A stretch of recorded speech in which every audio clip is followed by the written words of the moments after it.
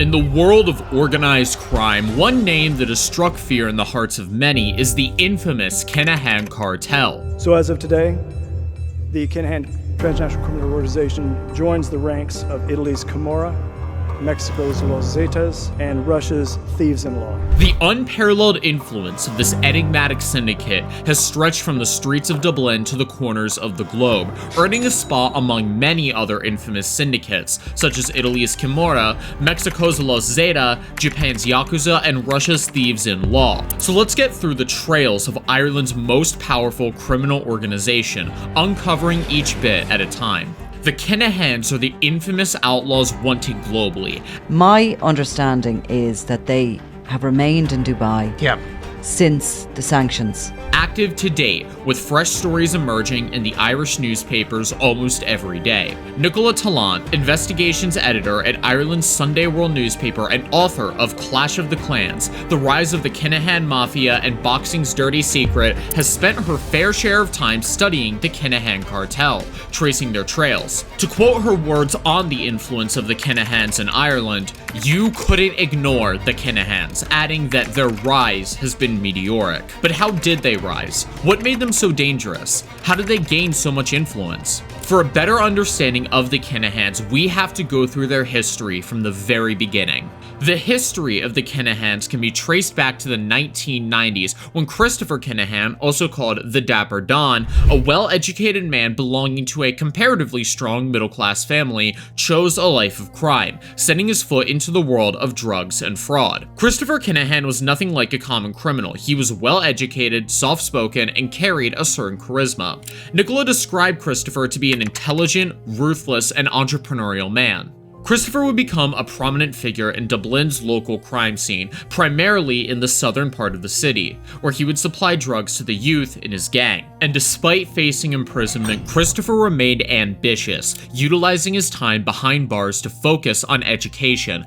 maximizing his opportunities for self-improvement. But what seemed like a noble action, perhaps perceived as turning a new leaf, had an ignoble motive behind it. In 2001, he had enrolled in college courses and was already fluent in both Dutch and Spanish, a skill that would be very beneficial for him in the world ahead. Out of the many careers he could have chosen, Christopher once again went to the life of crime, but this time on a much greater scale. Nicola said, "He's one of those people with amazing charisma and business prowess. He would have risen to the top of whatever industry he decided to go into." His previous gang had split into two factions, Crumlin and Drimnagh, both at each other's throats, leading to a collective death toll of 16 members across the two factions. Christopher would avoid this feud, moving his base of operations from Dublin to southern Spain, to make some international contacts while setting foot in the European wholesale cocaine network. Despite moving away from Dublin, Christopher sought to maintain his influence there, supporting the Crumlin faction led by Freddie Thompson, while the Drimnagh faction was dissolved from within.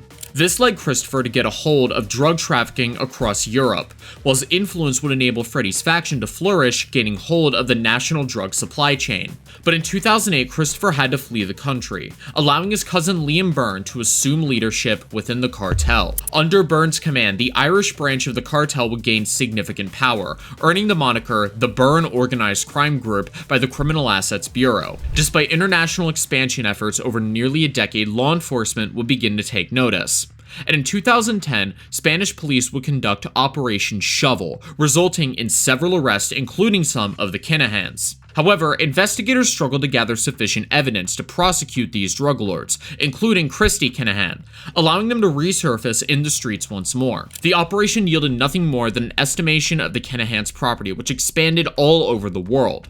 After years of no progress and reports of numerous moles within the Spanish police force, the operation would ultimately be abandoned, leaving the Kinahans off the hook completely. With Chris's business now expanding across South America, Europe, and the Middle East, Christopher Kinahan focused on training and grooming his sons Daniel and Christopher Jr. for the leadership of the drug and gun trafficking business. But eventually it would be Daniel Kinahan who took charge of the business, expanding it globally and hiding its operations under many different banners. Nicola, in her description of Daniel, said he is a likable but complex character. Quote, "He is where he is because of his father. There's a lot of jealousy around that."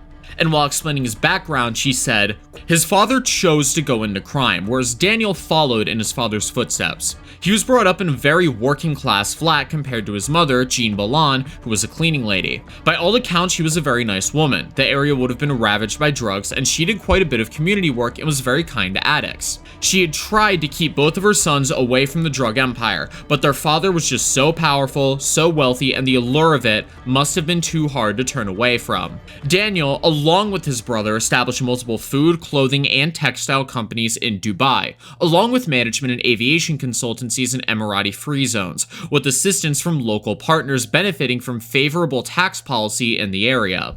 The environment of financial secrecy in the UAE and the lenient policies would allow the Kinahans to flourish exponentially behind the mask of shell companies, despite heavy media coverage around him. This led Daniel to establish MTK Global, also known as Mac the Knife, in 2012, and establish a boxing hub in the Emirates. The company operated across 11 countries, representing numerous top boxers and mixed martial arts fighters.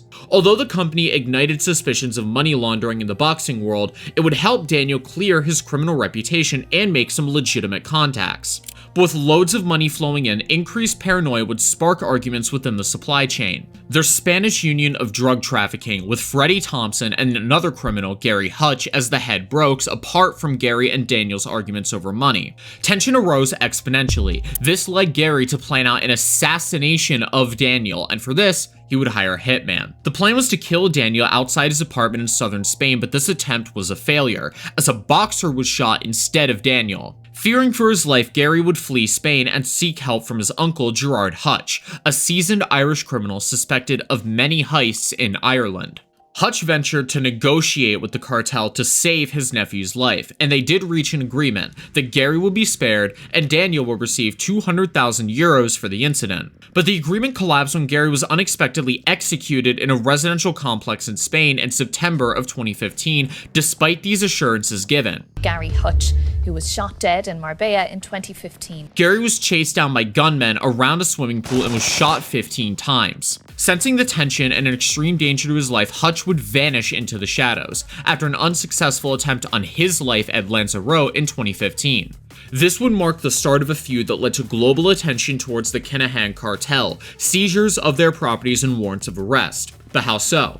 Let's find out the damages that the Kinahan-Hutch Fued caused to both the Irish government and to the cartel itself. On February 5th of 2016 in Dublin, chaos erupted during a ritual weigh-in for boxers before a scheduled flight when Hutch's men stormed the venue disguised as an elite guard unit, armed with Kalashnikovs and pistols. Their target was to execute Daniel Kinahan in retribution for Gary's murder. Ultimately, Daniel would escape successfully, but David Byrne, the younger brother of Liam Byrne, would tragically lose his life in the altercation. This attempt didn't go unanswered. The cartel would go after Hutch's younger brother, an innocent taxi driver, and executing him, thus declaring an all-out inter-cartel war. But the Kinahans were backed by massive amounts of wealth and ammunition, and their strong influence led to a complete wipeout of almost everyone connected to Hutch, including numerous innocent people. The Irish Times would state explicitly, "This is not a feud, it's a wipeout."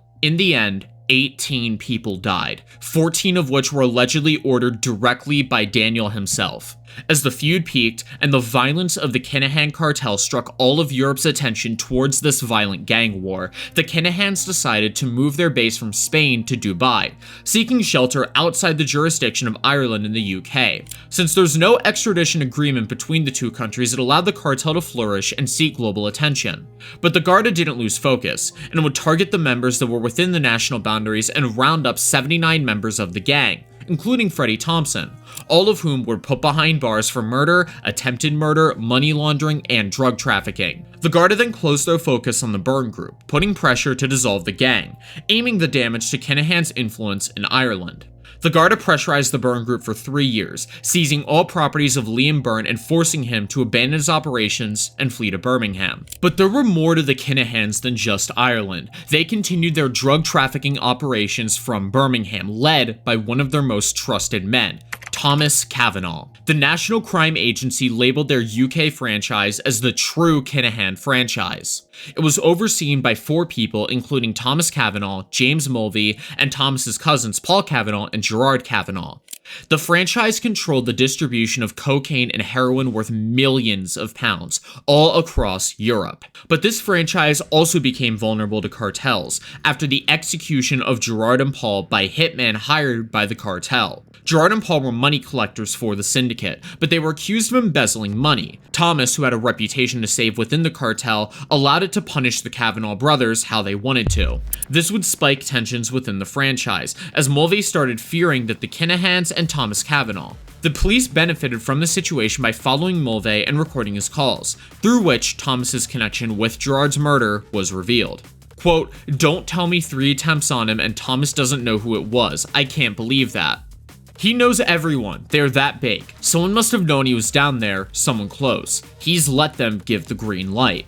Mulvey's fear of the Kinahans was apparent from his phone calls,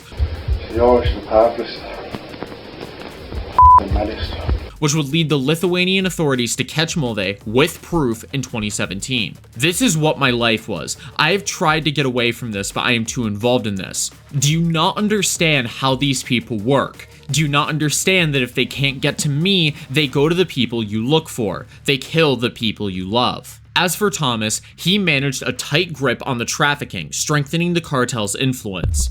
Until 2019, where he would be arrested for possession of ammunition in his house by the National Crime Agency at Birmingham Airport. While Thomas was dealing with these charges, the agency would continue to investigate his involvement in drug trafficking, where they would eventually trace Thomas's investment in a large-scale drug shipment worth 36 million euros. But according to investigators, this was merely scratching the surface. Allegedly, he flooded Ireland and the UK market with drugs exceeding a value of 700 million during his decade-long reign atop the Kinahan hierarchy. In the past few minutes, the National Crime Agency has released a statement saying that Kavanagh was a high-ranking member of the Kinahan Cartel, an organised crime group synonymous with acts of violence. He was their main man in the UK. Thomas Kavanagh would be sentenced to 21 years in prison, and that marked the downfall of the Kinahans in the UK. As we continue, don't forget that your engagement can play a crucial role in this narrative. If you found this video interesting and informative, do us a favor and hit the like button. Leave a comment and subscribe to our channel for future updates. With their influence weakened, the Garda now aimed for the head of the Kinahan Cartel, persuading the US to take some action against the globally recognized criminals. Although it took 3 years, the United States government would ultimately shake hands with the Irish government, freezing the Kinahans' assets in the US and ensuring their best to bring the Kinahans to justice. Claire Cronin, the USA ambassador to Ireland, broke the news at Dublin City Hall, announcing a bounty of $5 million for information about the head of the Kinahan Cartel. I'm very pleased to be here today for this important announcement of a series of actions that our countries and organizations are undertaking jointly to counteract the Kinahan transnational criminal organization known as the KTCO. The US Department of the Treasury will go on to seize all the assets of the Kinahans in the US. Quote, "All property and interest in property of the designated individuals or entities that are in the United States or in the possession or control of US persons must be blocked and reported." Speaking about the sanctions, Garda Commissioner Drew Harris said this was the first phase to dissolve the Kinahan Cartel. According to him, "We're here today after the culmination of years of hard work and dedication, resulting in a series of very significant enforcement measures that will deal a heavy blow, if not a crippling blow, to Kinahan organized crime." Commissioner Harris, emphasizing the motive that brought together all of the states on a single page, stated that it is a demonstration of the strength of resolve among all of us to put an end to a gang that has caused so much destruction and death here and abroad. According to Nicola Tallant, things started to collapse at an immense rate, suffocating the Kinahans. "Things are collapsing very quickly," she said, while also emphasizing the involvement of the United Kingdom and the United States. Quote, "Nobody is untouchable, and when you see Ireland, the UK, and the United States coming together, there's an inevitability to what happens next." Explaining the situation of the cartel, Tallant had hopes that it would not be long before the Kinahans were brought to justice. Quote, "They're being sanctioned and their finances are going to be strangled. Ultimately, it's their finances that will be disrupted to such an extent that they will be dismantled." The Kinahans have evaded appearing in an Irish court over cartel allegations, purportedly operating from Dubai. Despite Dubai's shiny facade, it harbors a shadowy world of expat criminals beyond the reach of Irish law. With no extradition treaty between Ireland and Dubai, efforts to bring the Kinahans home had faltered. However, after all the involvement in the United States, things have not been easy for the Kinahans at all. The United States has also refrained from openly criticizing the Persian Gulf nation, a significant ally in the Middle East. But after implying sanctions against the Kinahan Cartel, the US did not exempt Dubai from scrutiny. The Treasury Department called out Dubai as a facilitation hub for the cartel's illicit activity. The statement compelled the Dubai government to take action against the Kinahans themselves. In response to ICIJ questions, the government's press office said that the UAE has been working proactively on its own investigations, and as a result, the relevant assets have been frozen. Quote, "The UAE takes allegations of criminal activity very seriously," the office said. Not only that, but the infamous MTK Global folded days after the US sanctions, denying any ties from Daniel Kinahan. On the other hand, Daniel denied any involvement in any sort of crime while talking to Talk Sport. "I can't be clear on the fundamental slur. I am not part of a criminal gang or any conspiracy. I have no convictions. None. Not just in Ireland, but in any part of the world." 2 days after the wrap-up of MTK Global, Dubai imposed its own sanctions on the Kinahan family residing there. Additionally, the UAE sent some senior police officers to Dublin to become part of the investigation against the Kinahans. It was reported that 3 senior officers met Commissioner Drew Harris to explore further possibility in the case. Commissioner Harris appreciated the initiative, saying the Dubai police have provided great assistance with their ongoing investigations into transnational organized crime. The delegation's arrival coincided with a meeting between Irish Justice Minister Helene McEntee and her UAE counterpart, in order to explore the possibility of a potential for a bilateral extradition treaty. They also deliberated on options for mutual legal aid and the transfer of convicted individuals. Helen McEntee said, "Our productive conversation this morning follows the visit of Garda Commissioner Drew Harris to Dubai last month to meet with Lieutenant General Abdullah Khalifa Al-Mari, in addition to Irish officials traveling to the UAE for high-level meetings in recent weeks. We are working to build up the positive coalitions built by Angarda Sialchana to tackle transnational crime, and are determined that borders will not be barriers to effective criminal justice cooperation." As we conclude the chapter on one of the biggest mafias of this era, we can see that crime, no matter how much it prospers, leads us to a certain doom. It also tells us that the capability and knowledge can lead us to a negative path if not used correctly. While the Kinahans are still away from the deserving grasp of justice, it's undoubtedly certain that they will come to a quick end.